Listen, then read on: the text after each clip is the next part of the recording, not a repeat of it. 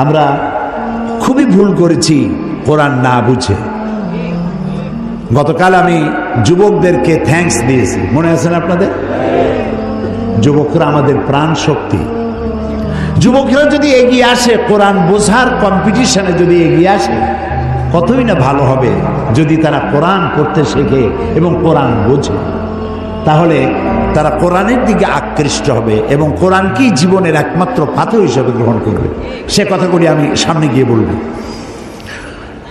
তো আল্লাহ তাআলা বলছেন যে এই কোরআনের মধ্যে শুধু নামাজ রোজা হজ যাকাত না, আমি গতকাল বলছিলাম মনে আছে আপনাদের, যে শুধু নামাজ রোজা হজ যাকাত হইলে শুধুমাত্র 1 পারা বা 2 পারা কোরআন শরীফ নাজিল করলেই হইতো, 30 পারা নাজিল হইল কেন?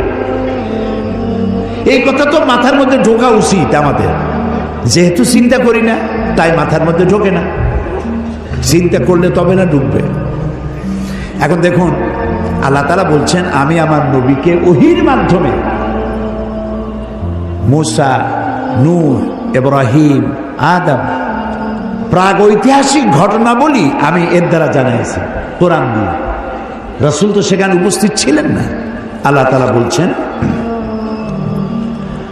তিলকা মিন আম্বাইল গায়বি নূহিহা ইলাইকা মা কুনতা তা'লামুহা আনতা ওয়ালা কওমুক মিন ক্বাবলি হাযা। তিলকা মিন আম্বাইল